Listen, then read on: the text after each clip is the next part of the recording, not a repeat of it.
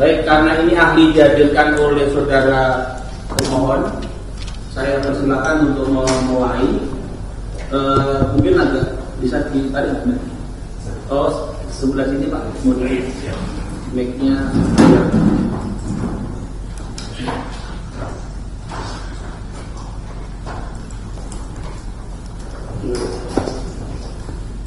Jadi nanti alurnya saya kasih kesempatan pemohon mengeksplorasi, selesai, sudah, nanti baru saya beri kesempatan kepada termohon. Baru nanti kalau pemohon para pihak sudah selesai, jika diperlukan nanti majelis. Saya kira silakan. Baik, ke majelis yang terhormat, kemudian kepada ahli, mungkin kami memulai saja Pak ya, bertanya terkait dengan keahlian ahli.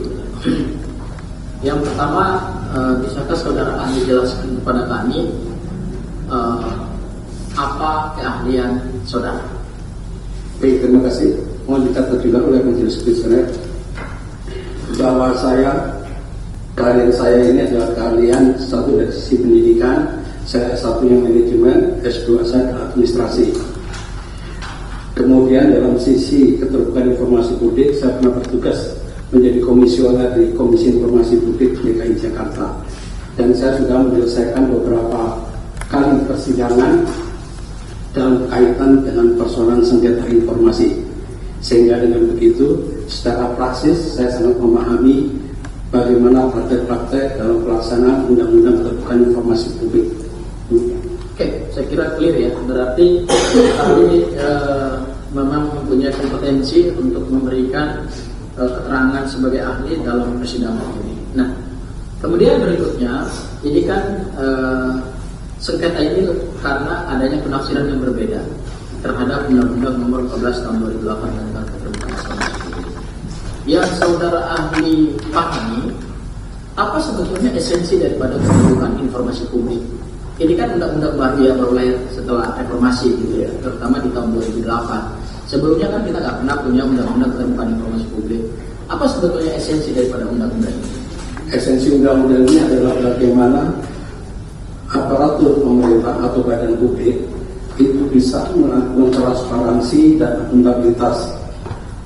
Itu esensinya, sehingga dengan begitu segala informasi yang bersifat publik itu bisa diakses oleh publik.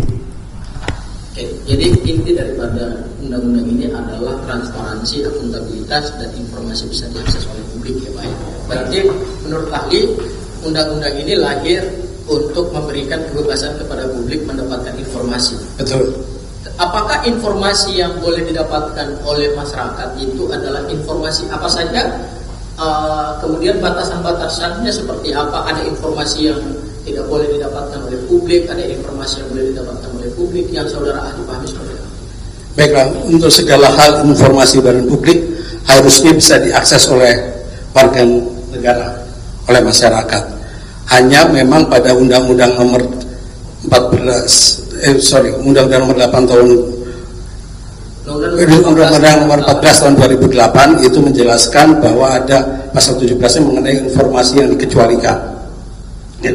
Tetapi hal itu yang bersifat satu pertahanan keamanan negara yang bisa dikecualikan, data pribadi, kemudian mengenai data yang berhubungan dengan persaingan usaha tidak sehat, kemudian juga mengenai keamanan dan pertahanan negara. Selain itu juga mengenai untuk yang masih berkaitan dengan proses penegakan hukum. Itulah informasi-informasi yang dikecualikan. Khusus dalam hal perlindungan mengenai data pribadi, informasi yang dikecualikan itu semuanya akan terredusir manakala orang tersebut sedang mengincar atau berkontestasi pada jabatan publik, yaitu pada pasal 18 ayat 2. Di situ secara jelas menjelaskan bahwa bagi yang mendapat pejabat publik, maka segala atribusi pribadi itu menjadi milik publik. Berarti menurut ahli, pasal 17 ini telah membatasi beberapa informasi yang dikecualikan dari publik ya, seperti yang tadi saudara ahli jelaskan yang berhubungan dengan diplomasi internasional, keamanan negara, persaingan usaha, data bidang ekonomi yang sumber daya alam dan seterusnya, gitu ya. Saya ingin masuk ke dalam pasal 18 ayat 2 yang tadi disebutkan oleh ahli bahwa ada informasi yang tidak dikecualikan. Apa artinya tidak dikecualikan oleh ahli? Definisinya seperti apa? Yang dikecualikan dan tidak dikecualikan itu apa definisinya? Seperti dalam pengertian pasal 18 ayat 2 itu menjelaskan bahwa, maaf sebentar saya bacakan nanti biar tidak salah.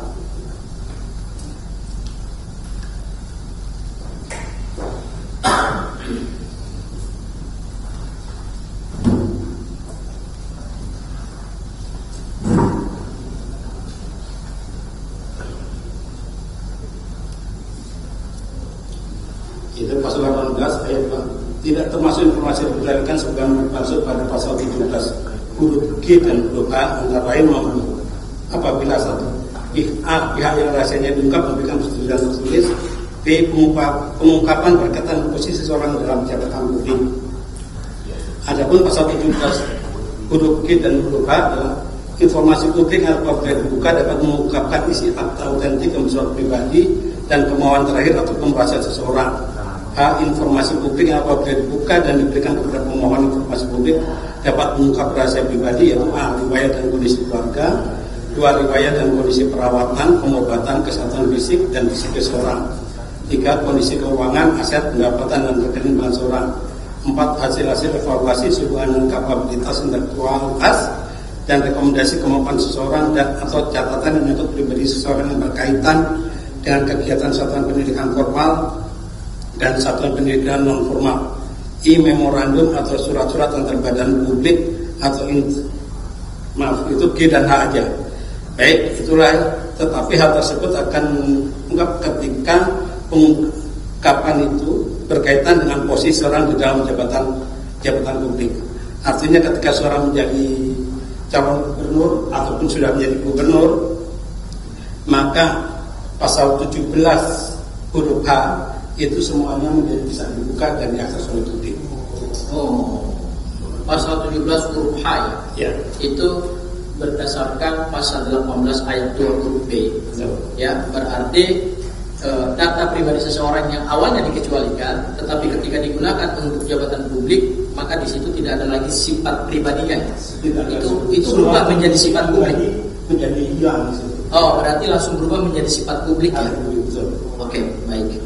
Kemudian berikutnya lagi kami ingin tanya soal seseorang, ya kami tidak sebut nama ya.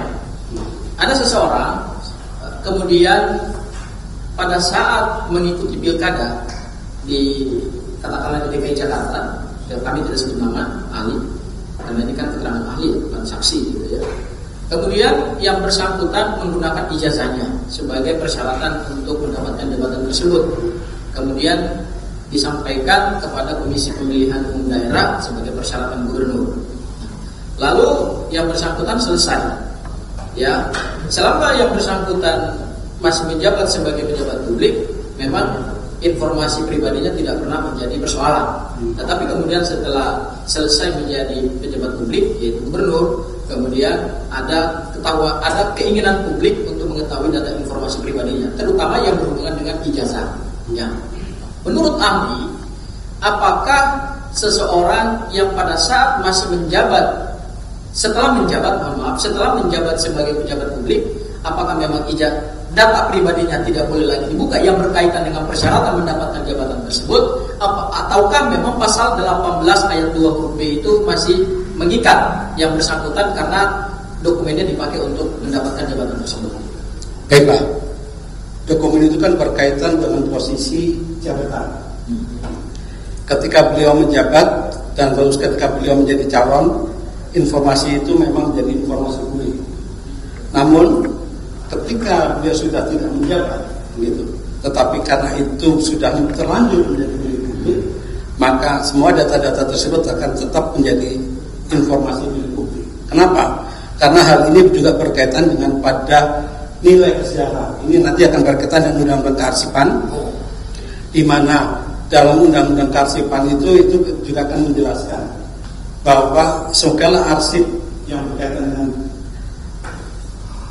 kepentingan pemerintahan maka itu bisa dibuka oleh publik. Nah, di sini persoalannya, maka dalam kasus pada hari ini, mungkin ini belum masuk tapi silakan berikan. Itu bahwa adanya kepentingan antri dengan saudara pemohon informasi Bonatua berkaitan dengan arsip pada pencalonan gubernur itu harusnya sudah menjadi milik publik dan bisa diakses. Iya. Ya, oke. Berdasarkan pasal 17 huruf A itu kan ada data-data pribadi yang termasuk salah satunya berkaitan dengan pendidikan. Nah, apa yang dimaksud dengan data pendidikan yang sifatnya dirahasiakan dan sifatnya ketika sudah tidak dikecualikan? Apakah data pendidikan itu berkaitan dengan nilai ketika mengikuti satu pendidikan? Apakah berkaitan dengan dokumen rekam jejak akademiknya kah? Ataukah juga termasuk dokumen ijazahnya yang digunakan untuk mendapatkan jabatan tersebut? Jadi batasan dokumen pendidikan itu seperti apa, saudara? Kalau dalam proses dalam pilkada sebetulnya yang dipersyaratkan kan adalah ijazah. Tentunya dalam proses memperoleh ijazah segala rekam jejak itu harusnya ada. Oleh karena itu untuk menetapkan ijazah itu menjadi sah untuk mengikuti proses pada kontestasi pemilihan gubernur, di situ kan tentunya rekam jejak daripada itu menjadi harus dilihat dalam kerangka menilai otentifikasi dokumen tersebut. Oke. Baik, wah ini makin menarik ini. Saudara ahli, ketika ijazah, kalau data akademik yang lain kan tidak diserahkan kan, seperti nilai, seperti lembar pada saat mengikuti pendidikan di universitas itu kan tidak diserahkan. Yang diserahkan karena berdasarkan persyaratan pilkada yang diminta itu kan hanyalah ijazah. Kemudian ijazah diserahkan, maka berdasarkan pasal 18 ayat 2 huruf B termasuk yang dikecualikan informasinya. Tetapi kemudian yang berkembang belakangan ini adalah ada penafsiran yang berbeda dari lembaga yang punya kewenangan untuk memberikan informasi itu kepada publik bahwa ijazah itu termasuk informasi publik yang dikecualikan.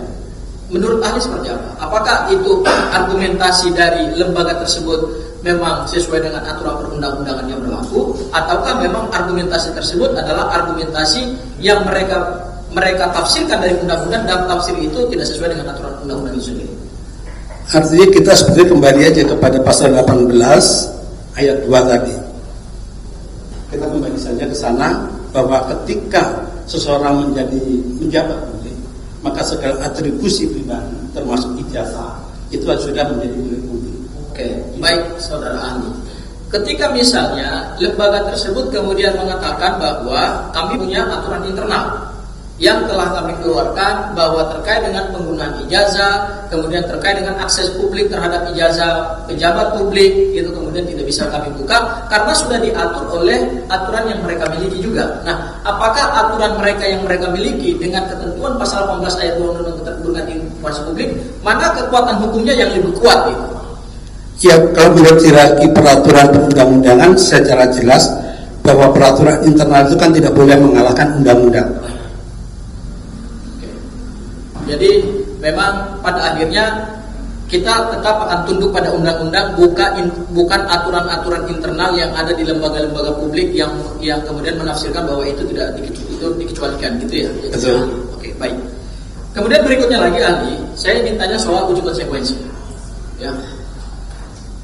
Apakah memang terhadap suatu data publik yang digunakan pada saat mencalonkan diri untuk mendapatkan jabatan, entah mungkin gubernur, wali kota, bupati, atau juga termasuk presiden, ya ini karena kan ahli ini.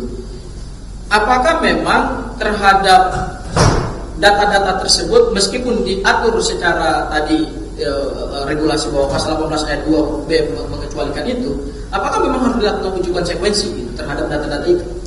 Menurut Undang-Undang Keterbukaan Informasi iya. Dan untuk itu Komisi Informasi Pusat sudah menerbitkan satu peraturan Komisi Informasi mengenai uji konsekuensi, tata cara pelaksanaan uji konsekuensi.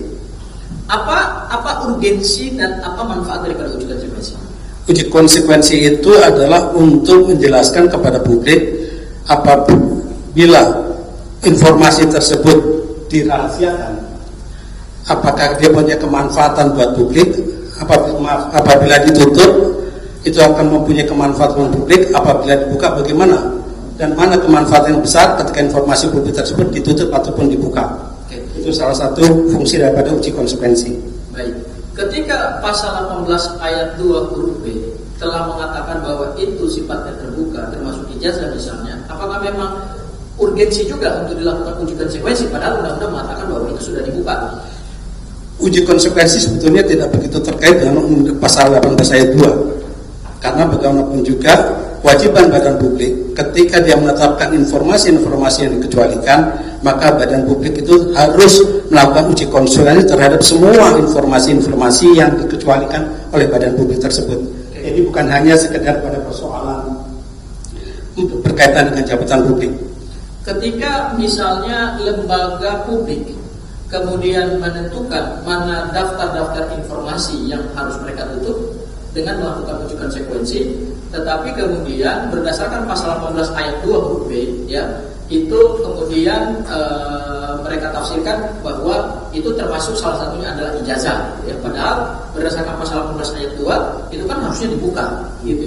Nah, apakah kewenangan-kewenangan seperti itu melanggar undang-undang keterbukaan informasi publik, ataukah memang itu yang memang harus dilakukan oleh mereka seperti itu? Itu ketika berkaitan dengan jabatan publik mereka tetap menutup, itu jelas melanggar. Oh, oke. Ya. Karena kan bagaimanapun juga dalam perlindungan data pribadi ada data yang sifatnya umum, general, seperti nama, kemudian tempat tanggal lahir, agama, itu semuanya merupakan data-data pribadi yang sifatnya umum. Kecuali data-data yang bersifat khusus seperti biometrik kesehatan. Nah, itu yang ditutup, itu walaupun 18 ayat 2 menyatakan itu, tetap aja tidak boleh. Itu hanya dokter yang ketika melakukan tes itu yang boleh melihat. Tetapi masyarakat umum tidak boleh. Berarti ada dua hal mengenai uji konsekuensi itu kan berkaitan bukan hanya pada undang-undang keterbukaan informasi publik. Kalau berkaitan dengan jabatan publik pasti kemudian nanti ada perlindungan data pribadi.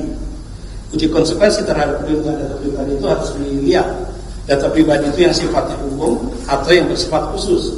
Ketika yang bersifat umum maka dia bisa buka publik. Tapi begitu yang bersifat khusus itu adalah seperti biometrik kesehatan, itu kan hanya kewenangan dokter, maka itu yang tidak bisa diakses oleh publik.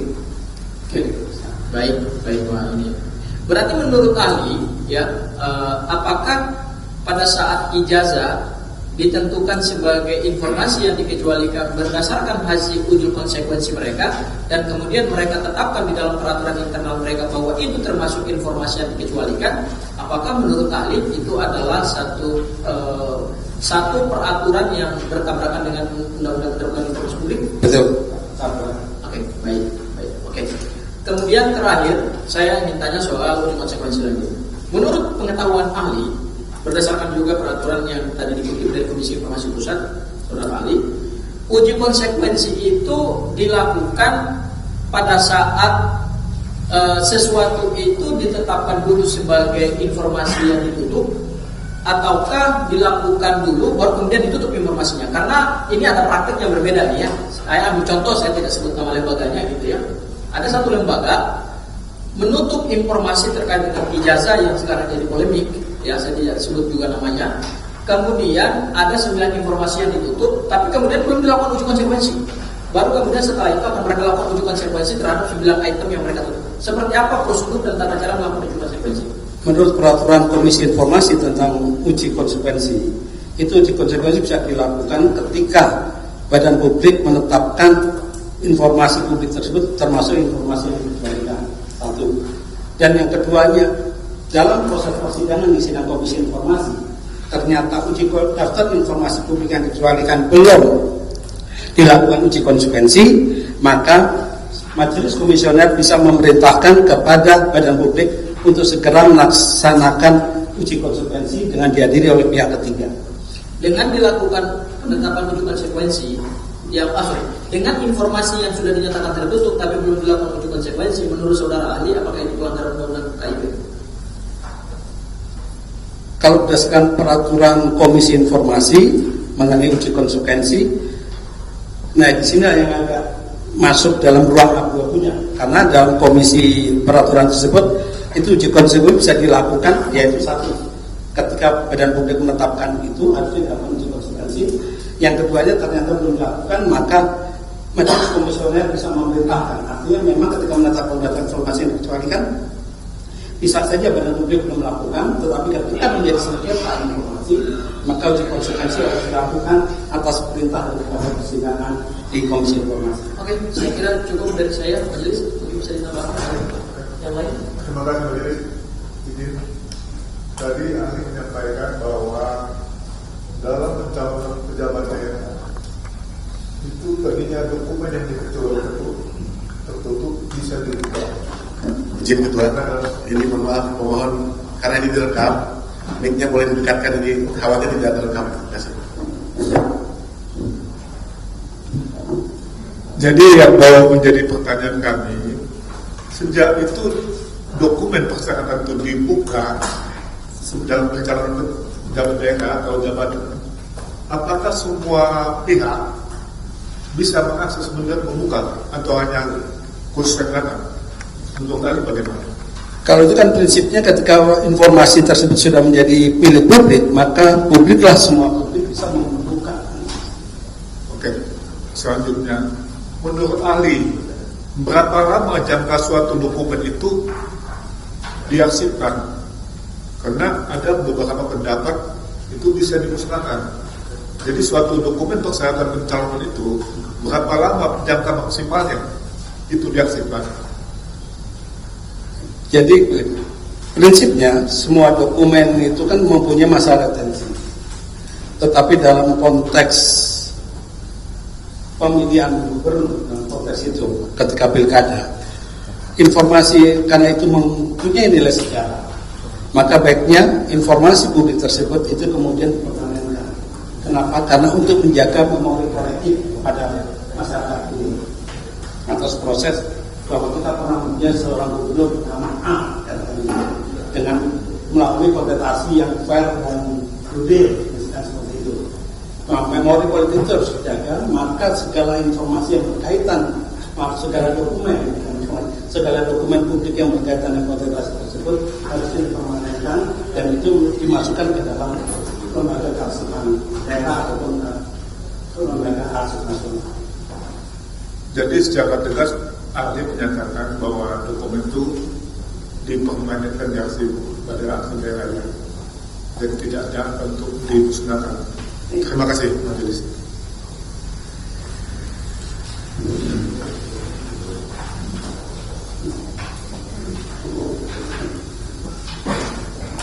Izin majelis. Yang sudah dikatakan tidak perlu ditanyakan lagi ya? Siap. Saudara saksi, perlu saya terangkan bahwa saudara ahli, perlu saya terangkan bahwa sengketa kita ini adalah terkait dengan termohon tidak memberikan informasi dengan alasan informasi tidak dapat diberikan karena tidak dikuasai dan tidak didokumentasikan oleh pemerintahan Provinsi DKI Jakarta. Dalam hal ini Pemprov DKI Jakarta selaku PPID utama dari PPID Dinas Arsip yang seharusnya menurut menurut keputusan KPU peraturan KPU nomor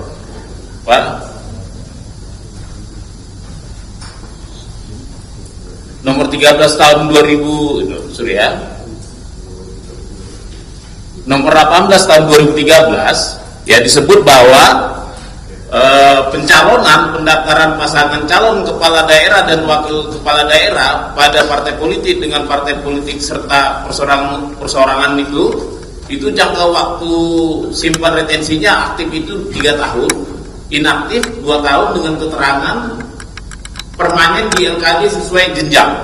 Nah, izin majelis, saya ingin bertanya berdasarkan pengalaman beliau sebagai ketua KIP, bisa?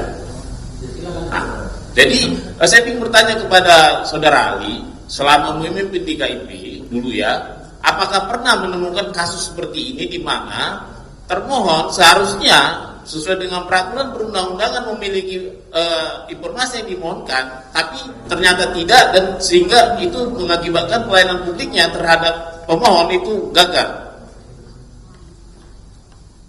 kasus mengenai berkaitan dengan informasi yang dikecualikan itu yang kemudian diarsipkan itu pernah terjadi, yaitu pada kasus di Citangkir DKI, itu pada kasus waktu itu kasus pertanahan, di mana ada pemohon informasi meminta mengenai bungkus tanah. Itu kan arsip yang sifatnya aktif, di mana kalau dulu itu disebutnya dalam tanda kutip arsip hidup, di mana arsip tersebut harusnya tetap berada di dalam wilayah badan publik tersebut. Tetapi badan publik tersebut menyatakan sudah tidak mempunyai arsip itu, gitu.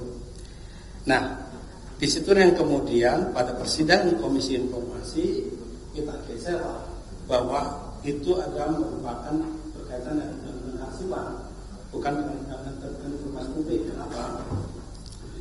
Karena kan informasi yang undang-undang informasi publik itu memang menjadi arsip tanah itu adalah milik publik, harus dibuka.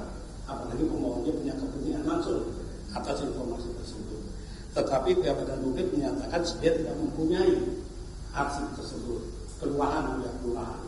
Oleh karena itu kita kemudian merujuk kepada undang-undang arsipan bahwa arsip mengenai buku tanah itu harus selalu ada di kelurahan, walaupun kelurahan tersebut dicap, dimekarkan katakan, tetapi buku tanah tersebut harus tetap berada pada kelurahan induk, gitu. Dan itulah yang harus kemudian dibuka. Dan ketika digeser menjadi persoalan di undang-undang kearsipan, maka mau tidak mau pihak kelurahan karena kebetulan dan pada kutip sanksinya lebih besar daripada di undang-undang terbuka informasi publik, maka pihak kelurahan kemudian akhirnya membuka informasi tersebut, dicari dan dapatlah soal buku tanah. Apalagi yang meminta ke orang yang punya kepentingan langsung, karena kasusnya waktu itu tanah milik dia, kemudian tahu-tahu muncul sertifikat baru, sedangkan dia tidak pernah melakukan transaksi jual beli atau pemindah tanganan atas tanah tersebut. Nah, maka untuk menelusuri kenapa bisa muncul sertifikat baru, maka dia meminta kepada pihak kelurahan informasi lainnya. Itulah yang terjadi. Maka memang tidak sama persis dengan karsipan yang pada hari ini yang disengketakan, tetapi itu bisa sebagai gambaran. Terima kasih. Saya mohon pendapat ahli saja ya. Saya ambil kasusnya saja. Jadi berdasarkan PKPU tadi seharusnya saya singgung saja nih, ijazah mantan gubernur DKI tahun 2012. Seharusnya menurut JRA Jadwal Retensi Arsip dari peraturan KPU yang saya sebut tadi itu 5 tahun, berarti 2017 sudah diserahkan arsip ke LKD, di mana merujuk pada pasal 23 Undang-Undang Kearsipan disebutkan di sini bahwa selain kewajiban sebagaimana yang masuk pasal 22 ayat 4, arsip daerah provinsi memiliki tugas poin A, pengelolaan arsip inaktif yang memiliki retensi sekurang-kurangnya 10 tahun yang berasal dari satuan kerja perangkat daerah provinsi dan penyelenggara pemerintah daerah provinsi. Nah, saya ingin mungkin silakan dikasih pendapat, apakah KPUD itu termasuk dalam penyelenggara pemerintahan daerah provinsi? Sehingga nyambung tadi dengan PKPU tadi menyebutkan bahwa KPUD wajib menyerahkannya ke LKD. Yang LKD itu dalam hal ini lembaga kearsipan daerah adalah Lembaga Dinas Kearsipan Provinsi DKI Jakarta. Baik, memang KPU itu merupakan lembaga hierarkis ya, beda dengan Komisi Informasi. Lembaga hierarkis itu artinya KPU mempunyai ikatan struktural secara rigid dengan KPU pusat. Tetapi ketika dia melaksanakan tugas dalam konteks memilih calon pemimpin atau gubernur di DKI untuk memimpin pemerintahan DKI, maka sebetulnya KPU pun juga mempunyai kewajiban. KPUD DKI punya kewajiban untuk menyerahkan arsip tersebut kepada LKD, Lembaga Kearsipan Daerah.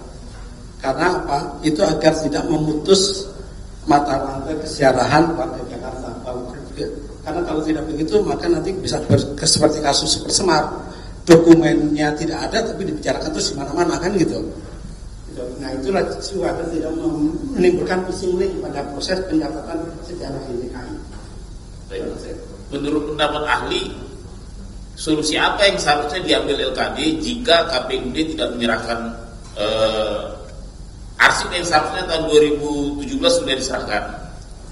Pasal 60 itu kan menyatakan, Undang-Undang Kearsipan menyatakan bahwa lembaga kearsipan wajib untuk melaksanakan Kata melaksanakan itu merupakan kata aktif. Jadi lembaga kearsipan daerah harusnya aktif. Begitu dia melihat sudah 1 tahun proses pilkada atau bahkan 5 tahun, artinya arsip mengenai pencalonan gubernur itu harusnya sudah dimasukkan di dalam DPA, daftar pencarian arsip, dan kemudian dari daftar pencarian arsip LKD harusnya proaktif untuk kemudian mencari arsip tersebut. Kenapa harus mencari arsip tersebut? Karena itu berkaitan dengan guna kesejahteraan daripada warga DKI Jakarta. Itu guna kesejahteraan daripada DKI Jakarta. Itu yang kemudian warga DKI Jakarta siapa yang kepingin melihat demi kepentingan ilmu pengetahuan, demi kepentingan pendidikan atau apapun, itu kemudian bisa meminta arsip tersebut kepada LKD. Baik, tapi faktanya begini, saudara saksi, bahwa LKD dalam hal ini Pemprov DKI tidak memberitahukan ke saya apa upaya yang dia kerjakan untuk mengambil arsip ini. Apakah itu balik ke Undang-Undang KIP, apakah tindakan dari PPID yang seakan-akan lepas tangan saja terhadap hilangnya arsip ini itu bisa bersanksi pidana nggak? Ini bukan hilangnya, tetapi belum dicari. Belum dicari ya. Saya rasa itu. Jadi arsip tersebut bukan dihilangkan, tapi mungkin arsip daerah lalai dalam konteks melaksanakan undang-undang kearsipan sehingga dia tidak membuat DPA, dan kemudian tidak melaksanakan dalam bahasa itu dan untuk mencari arsip yang dibutuhkan. Sekian.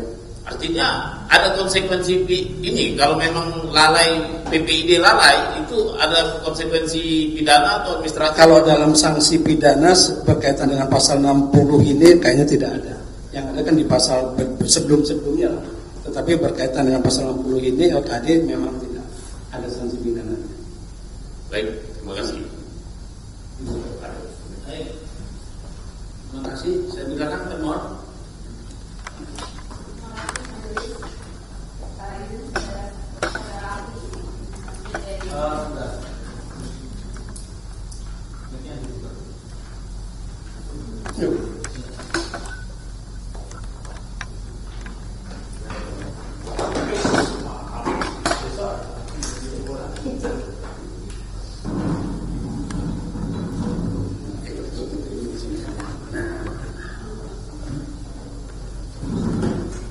Izin majelis, baru menyerahkan identitas kuasa.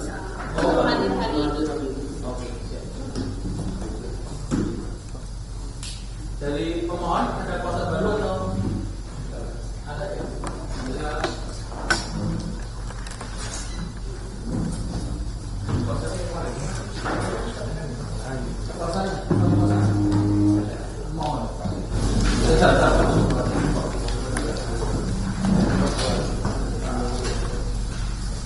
Dari ini aja.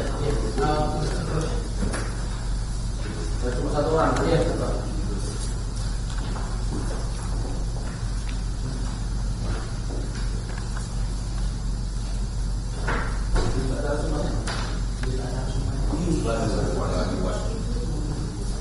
Bisa diusul.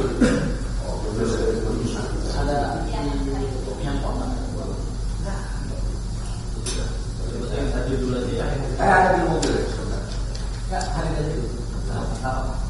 Nanti yang dijelaskan di sini. Ada. Ini ada bukan nambah. Ya, nanti dari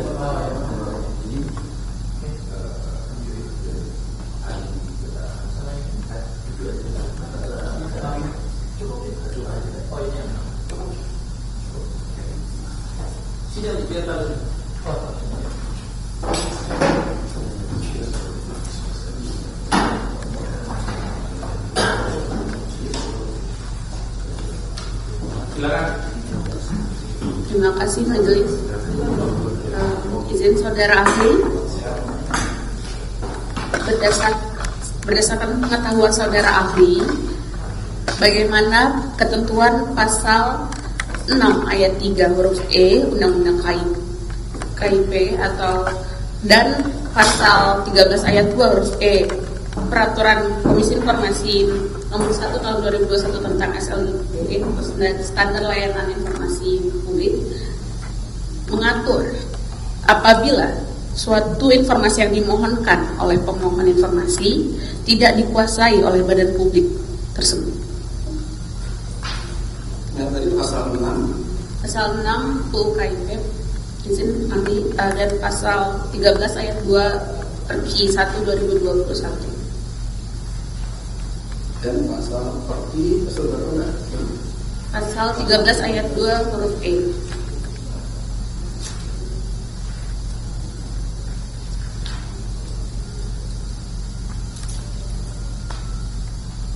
pasal 13 ayat 2 huruf E.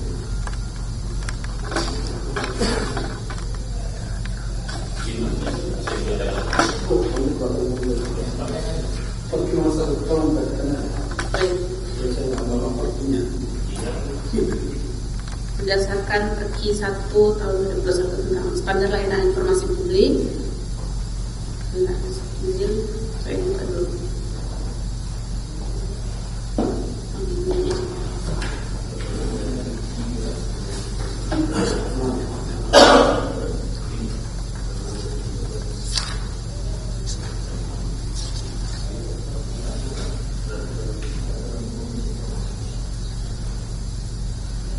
Pasal 13 ayat 2 huruf E Perki 1 tahun 2021 mengatur informasi publik yang tidak dapat diberikan oleh badan publik terdiri atas huruf E, informasi yang diminta belum dikuasai atau didokumentasikan.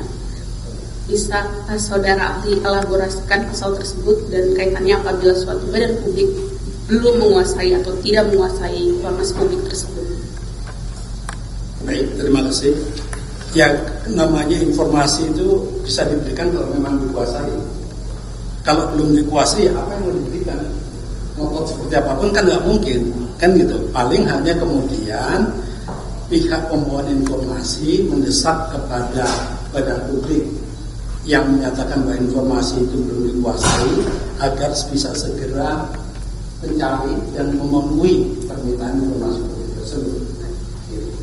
Hanya itu desakannya. Karena udah nggak dikuasai, apalagi kan gitu.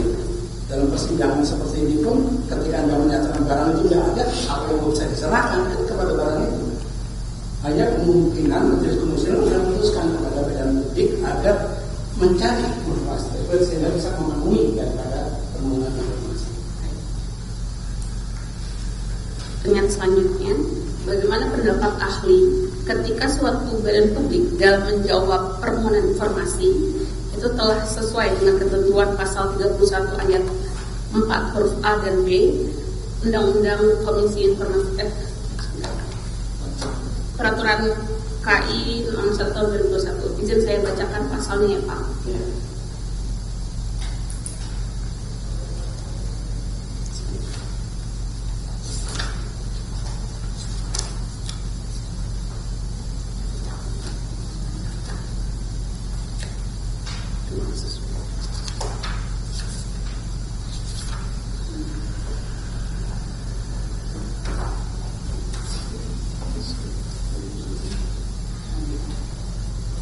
Dalam hal di sini kan mengatur terkait dengan jawaban atau tanggapan atas permohonan informasi, izin Pak, yang ditujukan kepada PPID. Dan dalam menjawab, PPID itu memberitahukan secara tertulis. Pasal 31 ayat 4 huruf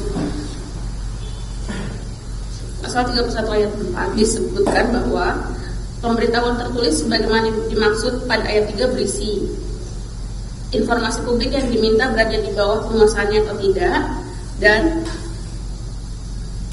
keterangan badan publik yang menguasai informasi yang diminta dalam hal informasi tidak berada di bawah penguasaannya.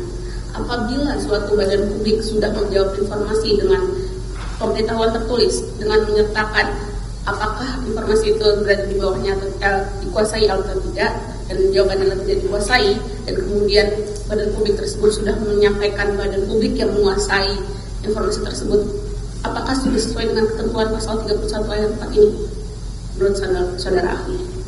Ya, itu kan merespon daripada permohonan informasi publik yang kemudian jawabannya adalah bahwa dokumen informasi publik tersebut tidak dikuasai oleh badan publik. Itu kan jawabannya. Ya. Nah, disinilah kemudian pemohon informasi mungkin melakukan upaya lain, yaitu desakan kepada badan publik agar mencarikan informasi tersebut. Karena sesuai ketentuan perundang-undangan mengenai lembaga kearsipan daerah di lembaga kearsipan itu kan harusnya secara logika, karena peristiwanya sudah terjadi sekian puluh tahun yang lalu sampai hari ini ternyata arsipnya tidak dikuasai, berarti kan ada yang salah dalam hal ini, gitu kan. Nah, dalam hal ini makanya pemohon informasi publik mendesak mencari, kok bisa belum disimpan, gitu, bahasanya gitu. Padahal itu sudah barang lama, harusnya kemudian sudah ada dalam penguasaan lembaga kearsipan. Karena ini kan sudah menjadi arsip statis, di mana dalam lembaga kearsipan statis itu harus disimpan oleh lembaga kearsipan, sehingga publik bisa kemudian mencari informasi tentang arsip statis tersebut. Ini meneruskan pertanyaan sebelumnya.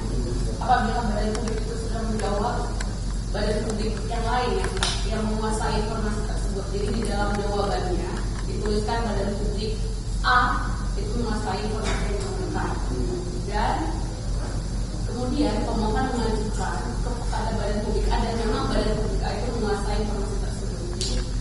Apakah permohonan informasi atau informasi yang dimohonkan masih perlu dilanjutkan atau bagaimana, saudara ahli? Itu kan tergantung motif, ya kan? Kalau saya melihatnya bahwa ketika sudah datang ke lembaga, artinya kemudian sudah ditunjukkan bahwa yang menguasai informasi dari publik lainnya, tentunya dari pihak badan publik yang ini menyatakan silakan bapak mencari ke badan publik yang sana yang jelas menguasai badan itu. Tetapi ini kan berkaitan dengan persoalan perundang-undangan yang lainnya, yaitu perundang-undangan yang menyangkut dalam bentuk arsipan. Nah, di sini sebetulnya kita ambil hikmahnya saja. Bahwa ini merupakan teguran kepada badan publik tersebut bahwa arsip statis yang mempunyai nilai kesejaraan harusnya sudah berada di dalam badan publik tersebut. Dan hal ini di dalam LKD itu sudah harus di sana. Karena kita peristiwa sejak 2012. Katakan KPU menyatakan retensi masa aktifnya adalah katakan peraturan itu kan 3 tahun. Itu kan nggak lebih juga, karena di undang-undang kearsipan kan masa retensi itu kan minimal 5 tahun. Gitu kan. Nah, apalagi hal yang bersifat menilai kesejaraan, maka dia bisa lebih panjang daripada masa retensi itu. CRA-nya jangka retensi arsip tersebut. Nah, ketika dinyatakan sebagai arsip statis, maka arsip tersebut sudah dipermanenkan karena dia mempunyai nilai guna sejarah. Karena mempunyai nilai guna sejarah dan untuk kepentingan ilmu pengetahuan, maka itu harus dipermanenkan oleh LKD. Gitu. Gitu. Nah, di sini hikmahnya adalah pemohon informasi publik kemudian mendesak kepada lembaga LKD untuk membuat DPA, kemudian untuk segera mencari arsip tersebut. Karena toh hal ini bukan cuma dilakukan oleh saudara penatua pemohon informasi, mungkin ada orang lain lagi pemohon informasi meminta itu lagi di tahun-tahun mendatang. Nah, kalau itu tidak dipenuhi, apakah harus bersengketa lagi? Kan harusnya tidak dipenuhi, karena itu merupakan amanat undang-undang kearsipan sendiri. Yang tentunya teman-teman di lembaga kearsipan daerah harusnya memahami soal kebetulan. Karena kata melaksanakan di dalam pasal itu jelas-jelas kata aktif, bukannya pasif, bukannya nunggu bola. Ya, maka monggo silakan kepada itu. Nah, mungkin ini kemudian menjadi sengketa, tapi memerlukan pembelajaran bagi kita semua dalam konteks kearsipan ini. Kita harus lihat, karena ingatan kita ini terlalu pendek sejarah dalam hal ini. Oleh karena itu lembaga arsip menjadi tulang punggung dalam menjaga memori kolektif bangsa ini. Oleh karena itu maka semua arsip-arsip yang sudah statis dan dipermanenkan, mempunyai nilai guna sejarah, mempunyai kepentingan yang lain, itu untuk bisa diarsipkan secara permanen di lembaga kearsipan.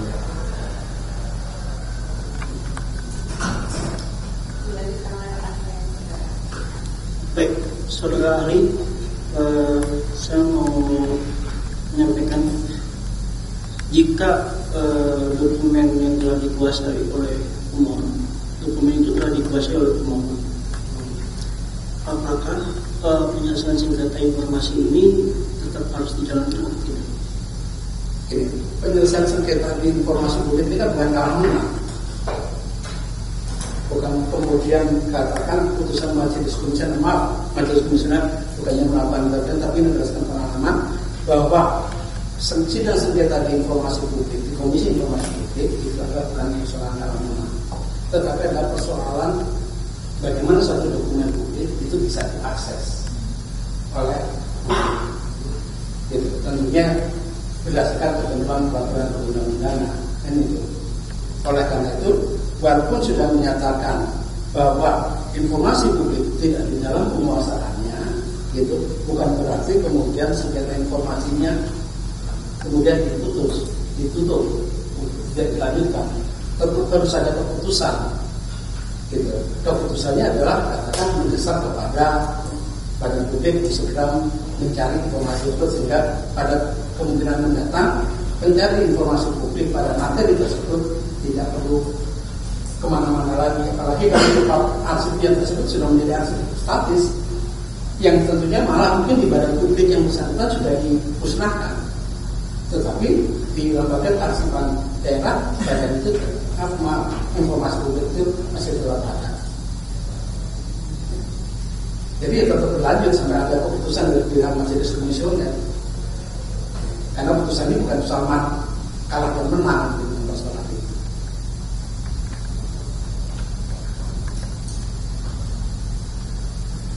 Dari termohon cukup.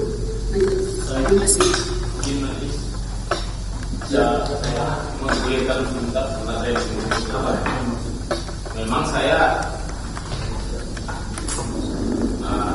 sebagai informasi memang saya sudah menguasai informasi yang saya minta dari lembaga lain yaitu KPUD. Tetapi yang saya minta itu adalah yang dikuasai LKD Karsipan karena ini mempunyai nilai yang berbeda. Secara peraturan perundangan Karsipan, KPUD sebenarnya tidak berhak memiliki itu barang, sehingga saya merasa KPUD memberikan barang yang nggak sah secara hukum dimilikinya. Seharusnya barang itu diserahkan oleh LKD, Lembaga Karsipan Daerah, menurut Undang-Undang Karsipan, di mana pada saat penyerahan barang dari KPUD ke LKD itu melakukan yang namanya autentikasi. Ada proses autentikasi yang lebih tinggi dari verifikasi, lebih tinggi dari klarifikasi, yaitu mengecek apakah barang ini otentik, yang diterima ini salinan ijazah itu otentik, berita acara itu otentik. Jadi menyambung tadi yang dibilang termohon, ya ini informasi yang kita memang ini barangnya sama tapi informasinya berbeda, begitu. Ya, itu nanti saudara bisa sampaikan di kesimpulan. Itu kan pendapat ya, dalil kesimpulan saudara terkait dengan itu. Maksud saya tadi kan kami sudah memberikan kesempatan apakah cukup dengan ahli ini atau ada ketentuan lain yang saudara ingin jadikan dalil pembuktian. Tadi kan saya sudah memberikan itu. Prinsipnya termohon sudah menjelaskan, sudah bertanya, saudara sudah sampai yang terakhir tadi sebaiknya itu nanti itu kan pendapat saudara. Jadi silakan tadi dimasukkan di kesimpulan nanti. Saya kira itu. Silakan anggota ada mau silakan. Baik, terima kasih Ketua Majelis. Yang pertama kepada ahli, sejak 2012 menjadi komisioner KI ya. Karena dari kompetensi sebagai ahli, kami melihat tadi secara digital bahwa saudara pernah menjadi komisioner ya. Pada saat menjadi komisioner tentu pelantikannya pada saat Pak Gubernur siapa ya? Bisa digunakan ini. Saya dilantik oleh Bapak Gubernur Fauzi Bowo. Pak Fauzi Bowo. Itu SK 26 Januari ya? Iya betul. Januari. Karena memang itu hari hutnya KIDKI, kami penghormatan pada periode pertama. Yang kedua, pada saat saudara menjadi komisioner tentu hanya pelantikannya saja Pak Fauzi Bowo, tetapi ketika bertugas bertanggung jawab pada gubernur yang baru pada saat itu ya. Iya. Karena ini juga termasuk informasi publik yang terkait. Ya. Nah, sepengetahuan saudara sebagai ahli, apakah pada zaman saudara menjadi komisioner KIDKI, saudara ahli itu memberikan semacam monitoring evaluasi kepada dinas-dinas terkait, termasuk kepada badan publik di Jakarta? Apakah pada saat saudara menjadi komisioner, karena itu bertanggung jawab pada gubernur pada saat itu, termasuk gubernur yang sedang dimintakan informasinya, Bapak Joko Widodo, ya, itu dimintakan informasi publiknya. Saudara melakukan monitoring evaluasi kepada KPU DKI sebagai badan publik atau belum ada monitoring evaluasi pada saat itu? Secara sisi keahlian ya, Iya. pengalaman keahlian ini. Jadi kami memang melakukan monitoring dan evaluasi terhadap badan publik, ya kan. Tetapi badan publik yang kami monitoring dan evaluasi pada saat itu lebih kepada badan publik yang di DKI Jakarta. Lingkupnya pemerintah provinsi. Lingkup badan publik di pemerintah DKI Jakarta. Kemudian KPUD itu karena merupakan lembaga yang sifatnya hierarkis. Oke. Ya, KPUD DKI sifatnya hierarkis, itu waktu itu belum termasuk dalam pantauan kami untuk melakukan monitoring dan evaluasi. Baik, kalau di dalam lingkup pemerintah provinsi, karena lembaga kearsipan daerah dia ada di Pemprov ya, itu apakah sudah ada pada saat itu lembaganya dan apakah dimonitoring evaluasi sebagai peserta ONEF pada saat itu? Wah, kalau itu saya sudah tidak ingat lagi peserta. Sudah ingat, oke. Nah, sekarang secara keahlian, dalam konteks informasi publik yang diminta terkait dengan ijazah Bapak Joko Widodo, apakah dalam konteks klasifikasi informasi ini secara keahlian, dia bagian dari informasi publik? Iya, Informasi publik. Informasi publik itu ada beberapa klasifikasinya. Ada informasi yang berkala, kemudian juga ada informasi yang setiap saat, ada informasi yang juga termasuk terkait dengan yang menyangkut hajat orang banyak ya, yang namanya dengan serta merta. Nah, dalam konteks kalau saudara ahli menyatakan itu adalah informasi publik, di klasifikasi mana dia masuknya? informasi yang secara berkala sebetulnya. Secara berkala. Iya. Tetapi dia memang tidak disampaikan di website dan secara umum ya. Artinya memang itu saudara ahli mengatakan, ini kan keahlian ya, kami majelis itu posisinya netral semua. Secara keahlian, saudara ahli mengatakan bahwa itu adalah informasi publik, satu. Yang kedua, klasifikasinya termasuk informasi yang berkala. Ya. Berkala. Nah, berkala berarti Maaf, yang harusnya tersedia tiap saat itu. tersedia. Iya, Oke. informasi publik yang tersedia tiap saat. Berarti izin Panitera untuk direvisi ya, biar nggak. Iya. Ini karena ini pencatatan ahli penting untuk pertimbangan majelis. Saudara Panitera Pengganti tolong mencatat, ahli mengatakan bahwa itu informasi publik dan itu merupakan bagian dari informasi tersedia. Tersedia, Jadi ya. diralat ya, Iya, bukan informasi berkala ya. Iya. Baik, tersedia. Nah, karena saudara tidak melakukan monitoring evaluasi pada saat itu, tentu tidak bisa memberikan masukan ya terkait indikator mana yang kepada KPU DKI ya. Berbeda sampai hari ini sudah KPU DKI walaupun dia vertikal, kami KI tetap melakukan monitoring itu di hal lain ya. Ya. Artinya kami mau memastikan keahlian saudara itu tepat dalam konteks objek yang diminta. Ya. Jadi saudara menganggap itu tersedia setiap saat. Tersedia. Artinya tidak semua orang yang secara umum, kan orang ada juga yang apatis. Iya. Tetapi kalau orang-orang yang aktif itu juga tidak bisa langsung kalau dia bukan pemohon informasi, karena dia harus dimintakan dulu karena tersedia setiap saat. Iya. Dia bolak-balik bukain website zaman dulu mungkin baru awal-awal tapi sudah ada ya. Atau lihat madingnya di KPU DKI atau dan seterusnya, itu tidak bisa langsung ya. Walaupun kita tidak lagi bicara konteks KPU dalam konteks termohon tidak, tapi maksud saya pengen mengetahui ini alur ijazah ini kemana sih sampai kok termohon pun belum memiliki, belum tersedia ya. Jadi dia masuknya di mana posisinya sebetulnya yang saudara secara keahlian dari KPU itu kemana dia harusnya, dari karena konteksnya dia tersedia setiap saat. Tersedia setiap saat. Jadi misalkan begini, pemohon informasi dia kemudian mengerti proses pemilu pilkada di tahun 2012, siapa calon-calonnya kan bisa dimunculkan di dalam website-nya itu kan. Baik. Harus termuncul di situ nama calonnya siapa. Siapa. Baik. Itu kan, mohon maaf, itu kan ahli adalah informasi secara umum. Secara umum. Tetapi karena yang dimintakan adalah dokumen, itu kan bukan informasi. Kalau informasi kan dia deskripsi bisa sifatnya. Betul, iya. Ini kan dokumen, ijazah. Dokumen. Betul. Nah, karena ini ijazah, sebetulnya dia tidak ada di website kan ditampilkan sebagai dokumen yang diupload kan? Tidak ada. Tidak ada. Jadi memang disimpan oleh badan publik. Disimpan oleh badan publik. Jadi memang kalaupun dia informasi yang tersedia saat, tetapi masyarakat umum tidak bisa secara mudah langsung mengakses, tapi harus dimintakan dulu. Harus ada effort dulu, minta seperti halnya pemohon ini berjuang dulu, waktu, tenaga segala macam untuk bisa dapatkan itu. Baik. Yang terakhir dari saya adalah jika KPU DKI adalah badan publik yang sifatnya hierarkis yang saudara ahli sampaikan tadi, berarti sebetulnya dia secara pertanggungjawaban hukum dalam konteks administrasinya, berarti dia harus menyerahkan ke KPU RI dulu, baru kepada Arsip Nasional atau seperti apa? Karena saudara termohon ini tidak pernah mendalilkan ya, menyatakan bahwa itu informasi dikecualikan, belum sampai situ. Kami pun sudah dalam sidang sebelumnya menyatakan kami kejar, saya kejar juga apakah ini belum, mereka belum melakukan uji konsekuensi kalau pada saat sidang yang lalu. Nah, karena badan publik ini juga menyatakan, termohon menyatakan belum memiliki, tidak tersedia, sebetulnya ini kan jadi tanda tanya besar ini. Jangan sampai kami juga memutuskan sesuatu yang tidak ada informasi publiknya.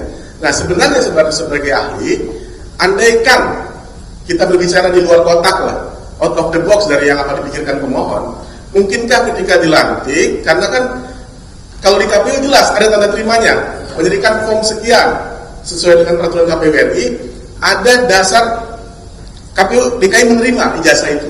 Tapi ketika dia disuruh dilantik, disumpah di Jakarta sebagai gubernur oleh pemerintah pusat, apakah ada tanda terimanya presiden? Tanda terimanya gubernur pada saat menjadi gubernur DKI Pak Joko Widodo ini? Apakah pernah ada dia memberikan itu secara hukum?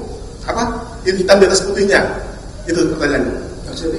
Jadi gini, kalau di KPU, sebagai konteks KPU DKI, badan publiknya, jelas dia kan menyerahkan, yang melalui tim sukses ya, menyerahkan syarat-syarat, termasuk mungkin salah satunya agar mengingatkan ingatan kita dukungan partai politik, seterusnya. Ya. Itu ada formnya jelas itu ya, ijazah. Dan itu adalah verifikasi administrasi, ada verifikasi faktual, itu yang diperiksa ke kampus terkait misalnya terkait ini. Nah, anggaplah saya tidak mau mengikuti cara berpikiran pemohon, lebih ekstrim ya. Kalau misalkan dia di DKI dilantik gubernur, kan KPU tidak ada ini ya, calon yang akan dilantik, ini yang berkasnya kan tidak seperti itu aturan hukumnya. Nah, apakah Pemprov punya kewajiban untuk meminta kembali secara langsung pada person yang dilantik gubernur dan wakil gubernur pada saat itu? Ya, seingat saya sesuai dengan informasi media publik ya, fakta sejarah adalah Pak Jokowi dengan disuruh Basuki Cahaya Purnama pada saat itu 2013 ya, tidak salah. Apakah dia ada menyerahkan secara hukum nggak kepada Pemprov bahwa ini ijazah saya yang sudah dilegalisir kepada Pemprov untuk dijadikan administrasi, apakah itu di bagian SDM-nya atau secara administrasi untuk keuangan baik itu gaji, honor atau tunjangannya oleh gubernur wakil gubernur, adakah secara keahlian saudara memandang itu? Sebagai ahli, kemudian dalam proses ketika gubernur sudah terpilih, itu KPU dia harusnya menyerahkan segala dokumen yang berkaitan dengan kontestasi pilgub itu kepada pemerintah daerah. Kenapa? Karena kan pada kontestasi itu bukan cuma anggaran pusat yang dipakai, tapi APBD pun juga dipakai sebagai bentuk pertanggungjawaban KPU di atas penggunaan anggaran APBD. Maka dalam konteks untuk pemilihan itu maka harus ada berkas dokumen dalam konteks kontestasi harusnya diserahkan kepada pemerintah provinsi DKI. Baik, izin ahli mohon maaf, itu kan memang itu mungkin perspektif jadinya ya, karena secara hukum belum ada yang mengatur secara jelas KPU menyerahkan kepada Pemprov ketika dia akan melantik gubernur. Maksudnya secara hierarki struktur hukum kita tidak ada menjelaskan itu kan sebagai ahli. Dan yang saya tidak tahu. Oke, tidak tahu ya. Dicatat ya Pak Indra. Baik, jadi saudara ahli menyatakan bahwa tidak ada kewajiban KPU DKI yang serta-merta memberikan itu sekaligus calon yang akan ditetapkan dilantik kepada Pemprov DKI dalam konteks administrasi ya. Bukan konteks kearsipan ya? Iya, bukan konteks kearsipan ya. Karena dia adalah vertikal kan KPU DKI. Pertanggungjawaban penggunaan APBD ya. Itu harusnya diserahkan. Itu kan konteks hal lain, hal anggaran ya. Hal keuangan itu kan lain ya. Memang KPUD menggunakan anggaran APBD dan juga APBD sebagai konteksnya hibah ya dari Jakarta. Tapi dalam konteks ini kan ini terkait dengan objek yang diminta. Berarti tidak ada secara hitam di atas putih. Intinya Bapak Joko Widodo saya sebutkan di sini itu menyerahkan itu kepada Pemprov ya. Tidak ada ya. Tidak ada. Secara keahlian ya. Kan bukan saksi terkait. Kalau saksi terkait nanti misalnya dipanggil dinas perpustakaan arsip misalnya, bisa saya kejar di situ teknis, tapi ini kan karena keahlian, saya nggak bisa ngejar teknis, saya ngejar keahlian. Ya. Jadi tidak ada kewajiban gubernur menyerahkan itu pada Pemprov ketika dia akan dilantik atau sesaat setelah dilantik. Ya. Tidak ada. Yang melantik gubernur kan presiden. Baik, jadi tidak ada, jadi tidak kewajiban langsung. Baik, cukup untuk itu semuanya. Baik, terima kasih saudara ahli. Kami tadi melihat terkait kepakaran ahli yang pertama di bidang administrasi publik ya, dan yang kedua di kepakaran keterbukaan informasi publik. Saya tidak akan bertanya terkait klasifikasi informasi dikarenakan dalil yang disampaikan oleh pihak termohon itu belum dikuasai. Jadi kami lebih mendalami terkait letak kewenangan penguasaan sebuah informasi publik ya ke sana. Yang pertama yang saya tanyakan ke saudara ahli, apakah saudara ahli mengetahui terkait informasi yang dimohonkan? Mengetahui. Itu yang pertama. Yang kedua,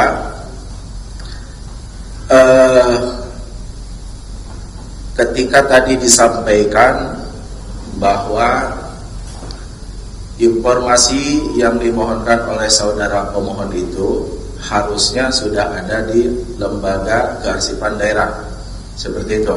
Iya. Tetapi tadi sudah disampaikan oleh pihak badan publik bahwa informasi tersebut belum dikuasai. Dan saudara saksi juga, saudara ahli juga tadi menyampaikan bahwa sejatinya pihak lembaga arsip tersebut punya wewenang untuk meminta arsip tersebut dari pihak penyelenggara. Ada nggak ketentuan yang betul-betul pasti, undang-undangnya atau peraturannya apa, pasal berapa, ayat berapa terkait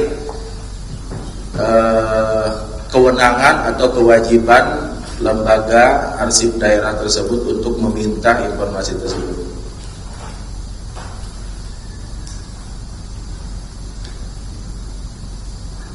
Itu jelas ada undang-undangnya, yaitu bahwa lembaga kearsipan itu dalam pasal 60 undang-undang kearsipan. Sampai perlu saya buka undang-undang kearsipan.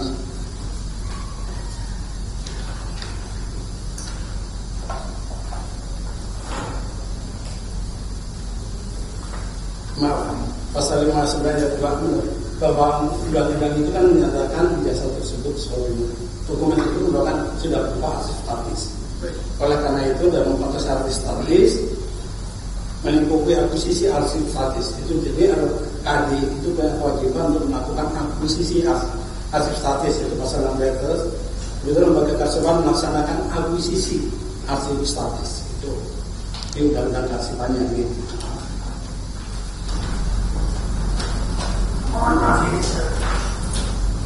Baik, tadi disampaikan pasal 60 ya? Iya, pasal 60 bahwa lembaga arsip pasal 59 pasal 59 ayat 2 mengenai pengelolaan arsip statis. Baik, itu sudah mengenai akuisisinya. Kemudian pasal 60 lebih tegas, lembaga kearsipan melaksanakan akuisisi. Jadi pasal 59-nya menyatakan soal pengelolaan arsip statis, pasal 60-nya memerintahkan melaksanakan dalam hal ini yaitu itu. Kemudian memang ada kewajiban badan publik juga ketika arsip itu sudah menjadi kerjaan, maka badan publik itu harus menyerahkan. Jadi dua-duanya punya kewajiban, badan publiknya harus menyerahkan, dan ini badan publiknya bisa terkena pidananya. Badan publik yang dimaksud KPU-nya. KPU-nya itu harus menyerahkan ke lembaga kearsipan. Baik. Iya. Karena di situ ada ketentuan barang siapa yang ini.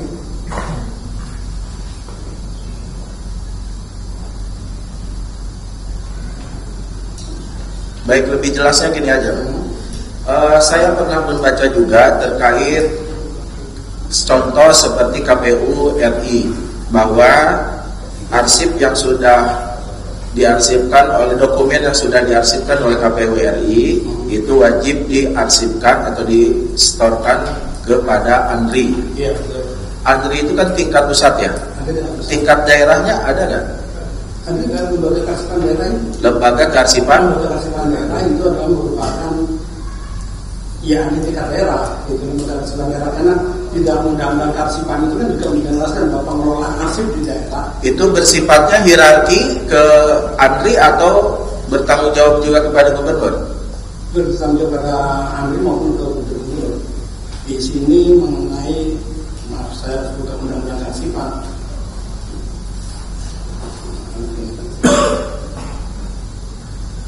Kenapa kami tanyakan tersebut?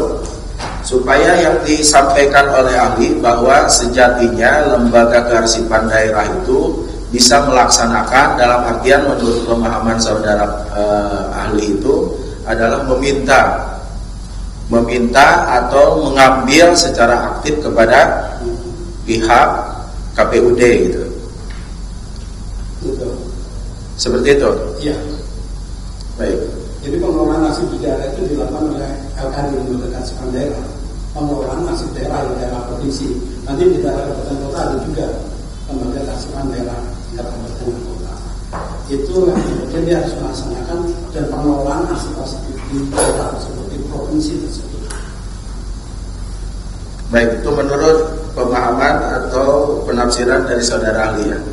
Yang kedua, tadi saudara ahli juga sempat menyampaikan bahwa mengetahui terkait keterbukaan informasi publik karena pernah menduduki sebagai komisioner pada tahun 2012. Apakah saudara ahli mengetahui terkait definisi atau pemahaman bantuan kedinasan seperti apa? Ini dalam konteks undang-undang kementerian, undang-undang kearsipan, Undang-undang Keterbukaan Informasi Publik.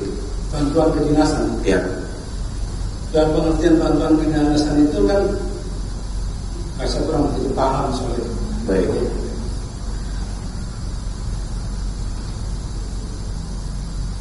Untuk sementara cukup Ketua Majelis.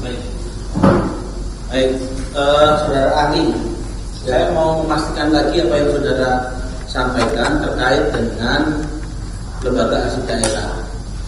Lembaga arsip daerah itu kan dibentuk oleh pemerintah provinsi. Iya. Tapi menurut saudara di pasal 22 itu kan terkait dengan arsip daerah. Selanjutnya di pasal 60 atau pasal 59 ruang lingkup harus melakukan akuisisi.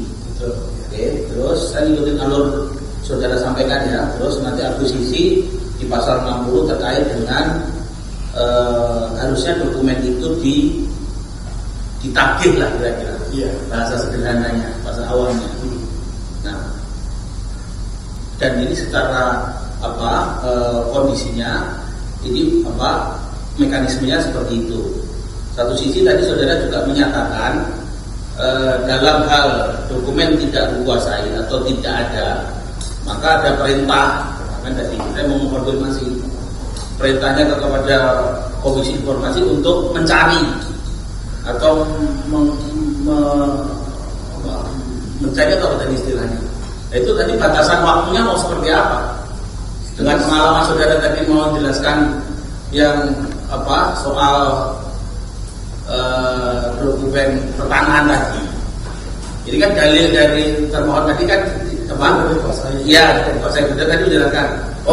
Komisi Informasi, saya memang maksud saudara tadi Komisi Informasi bisa memerintahkan untuk mencari dokumen itu, di mana itu menjadi kewenangan Komisi Informasi, perintahnya untuk melakukan pencarian ataupun memerintahkan dokumen itu dihadirkan.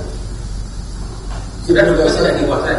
Betul, berdasarkan begitu dari pihak termohon menyatakan tidak menguasai informasi yang diminta oleh pihak termohon, gitu kan? Itu majelis komisioner kan punya kewenangan dalam segala keputusannya, punya kewenangan untuk kemudian memerintahkan kepada pihak termohon untuk segera melakukan seperti halnya kemarin Komisi Informasi Pusat, di mana pihak majelis komisioner kemudian memerintahkan kepada UGM itu untuk segera menyiapkan dokumen-dokumen yang diperlukan dalam persidangan 20 hari. Soal rentensi waktunya monggo dari pihak majelis komisioner. Saya ini kan saya nggak tahu konteks di persidangan lain. Saya hanya ingin kita fokus sidang ini. Termohon itu kan tadi sudah pertanyaan termohon tadi disampaikan bahwa dokumen tidak dikuasai. Dokumen sudah dijawab di surat permohonannya. Ya. Tadi mulai dari pasal 6 terkait dengan dokumen tidak dikuasai, pasal 6 ayat 3 huruf E tidak dikuasai. Termohon juga sudah menjelaskan dokumen dikuasai di mana.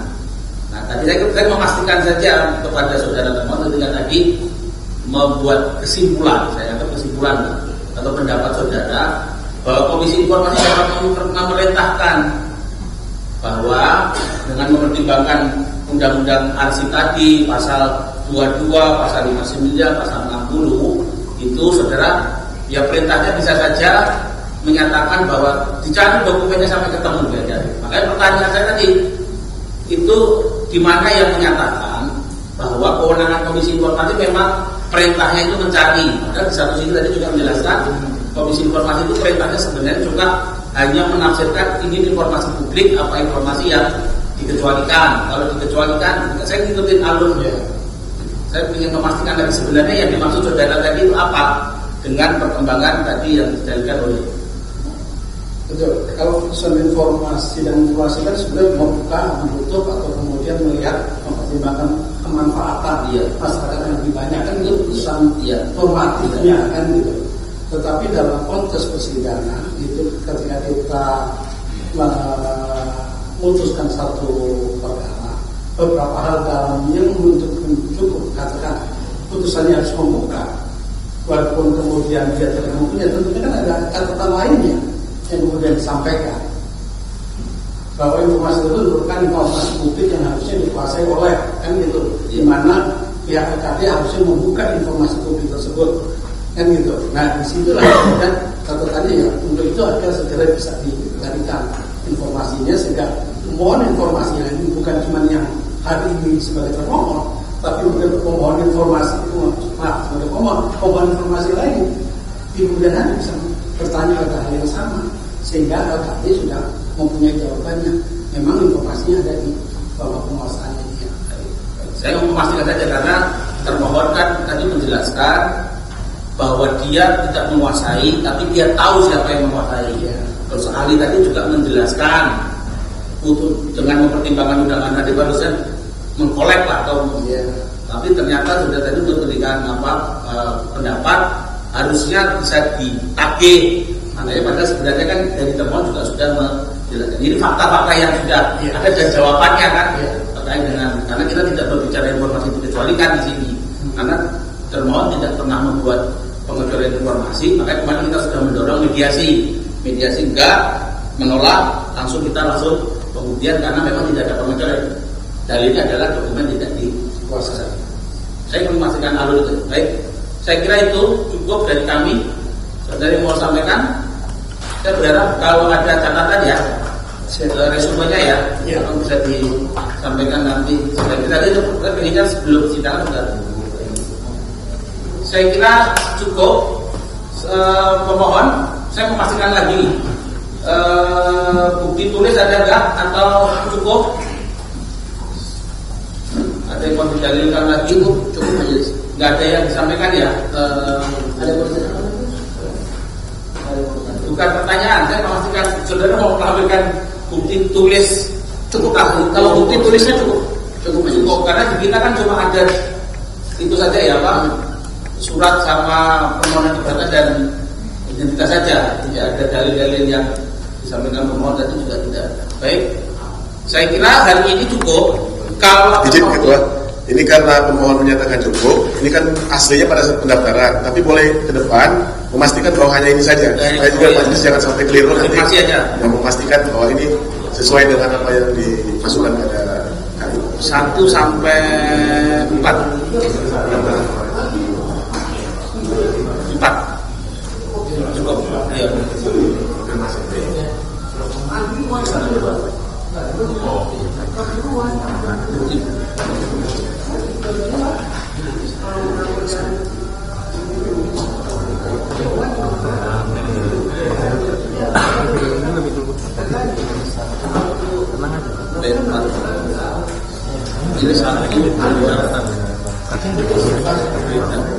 Baik.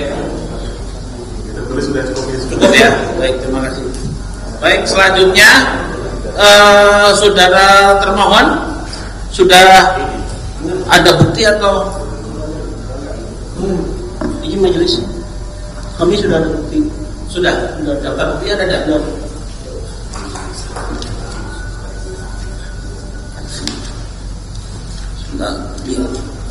Silakan ke depan. Ini biar sama-sama enaknya. Ini kan dokumen yang dilampirkan kemarin belum ada daftar buktinya. Saya minta saudara termohon dan pemohon nanti bincangkan daftar buktinya biar. Oh iya. Silakan. Daftar buktinya.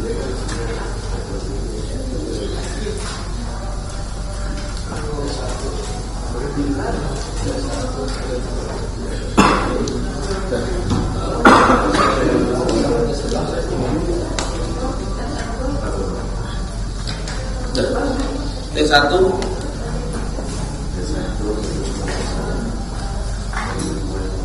Oh. Enggak, kalau bukti tinggal perlu dong. Maju daftar. Jadi T1 ini A, B, C, D. Satu benda ini ya. Oke. Ya. Oke.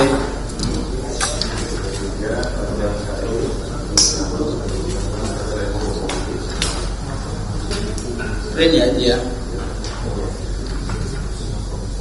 Kopi ya.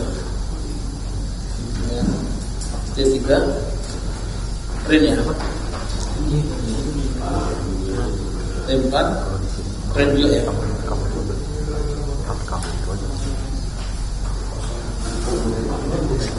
T5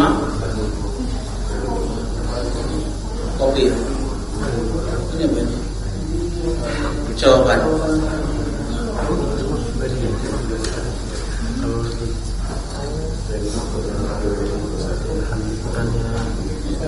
Print. Ya.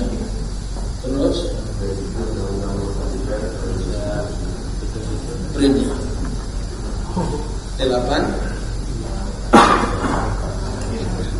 Oh, permohonan kopi ya berarti ya. Yang pemohon itu. Terus T9. Oh, kopi ya. Jadi berarti ini ada bantuan pendidikan maksudnya ya? Maksudnya PKID melakukan permohonan informasi. Koordinasi.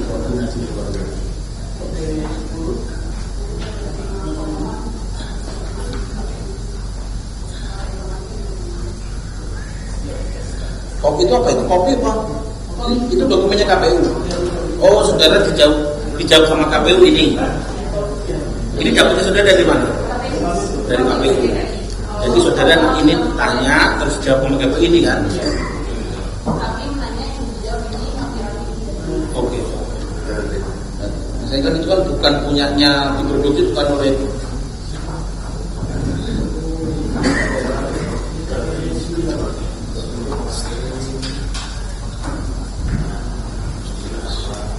ya.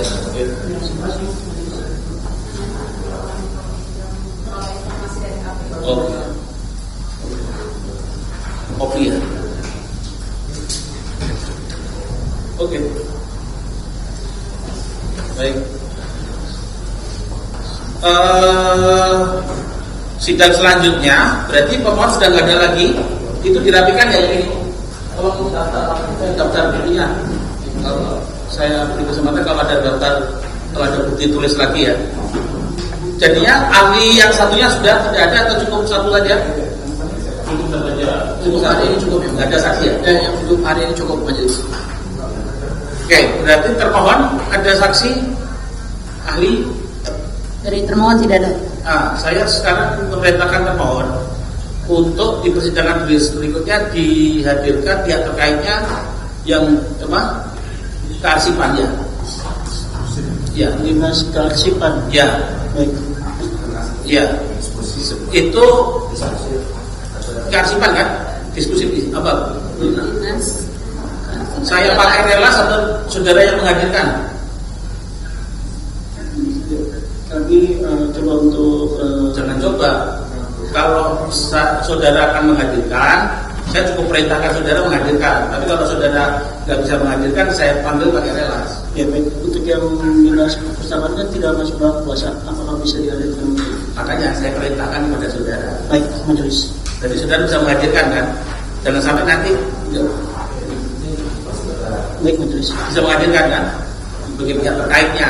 Makanya saya pastikan. Jadi nanti kalau Izin majelis, karena dari awalnya kami tidak akan menghadirkan saksi ataupun ahli, bagaimana kalau rela saja dari KAI? pihak terkait ya. Baik.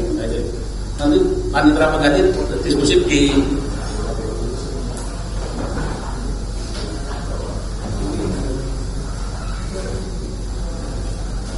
yang mana?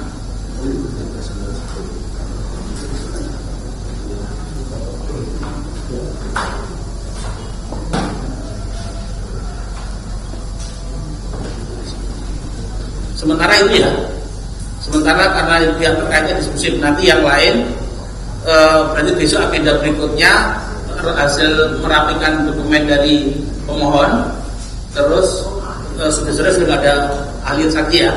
Pemohon sudah atau masih belum, masih pikir-pikir? Izin majelis, kami mohon agar majelis bisa mendatangkan KPUD. Ya kan ada perkara yang satunya kan ada. Karena di sini sebagai saksi, karena mereka ada surat-surat yang kita harus verifikasi. Oh begitu. Ya. Baik, nanti kalau gitu berarti sebagai pihak izin Ketua, karena sesuai dengan peraturan Komisi Informasi nomor 1 tahun 2013 tentang prosedur kesaksian informasi publik, hukum acara yang kita gunakan di sini, sehingga masing-masing pihak berhak mengusulkan saksi dan ahli. ya. Seperti tadi sudah benar bahwa majelis Itu perintah mengusulkan dinas perpustakaan asli. Kebutuhan majelis. Dan kalau pemohon mengajukan, berarti itu adalah saksi dari pemohon. Seperti itu. Logikanya supaya ini ketemu di titik hukum acaranya. Terima kasih. Jadi sementara kebutuhan majelis dengan bukti-bukti yang sudah dilampirkan tadi, kebutuhan majelis hanya mau mengkonfirmasi dari diskusi. Kalau saudara perlu itu silakan saudara, makanya saya berikan kesempatan tadi, silakan. Nanti kalau tidak, nanti kita pertimbangkan lagi. Itu ya. Sementara ini, maka saya selesaikan para pihak dulu. Kalau pihak nggak ada, baru nanti kebutuhan dari majelis. Sementara kami hanya dapat dokumen dari apa yang ketika kami sudah merasa cukup, kita nggak perlu. Sementara dokumen yang perlu kita konfirmasi didiskusikan. Izin majelis, maksudnya pemohon adalah mungkinkah majelis dengan relasnya memanggil pihak terkait yaitu KPU karena ada juga kebutuhannya. Mereka memang kami tidak mampu menghadirkan mereka ya majelis ya, tapi dengan adanya kebutuhan dari majelis, apakah memang dimungkinkan juga untuk tambahan satu saksi dari pihak terkait lainnya? Nanti kita pertimbangkan ya, saya belum bisa memutuskan hari ini. Jadi kebutuhan majelis hanya untuk di kebutuhan diskusi. Jadi nanti kita pertimbangkan yang pasti kebutuhan para pihak. Kalau mau menyampaikan, saya berikan kesempatan seluas-luasnya. Tapi kalau kebutuhan majelis hanya sementara tadi didiskusi. Kira-kira itu. Saya kira gitu ya. Sidang selanjutnya nanti kita tanggal hari Rabu depan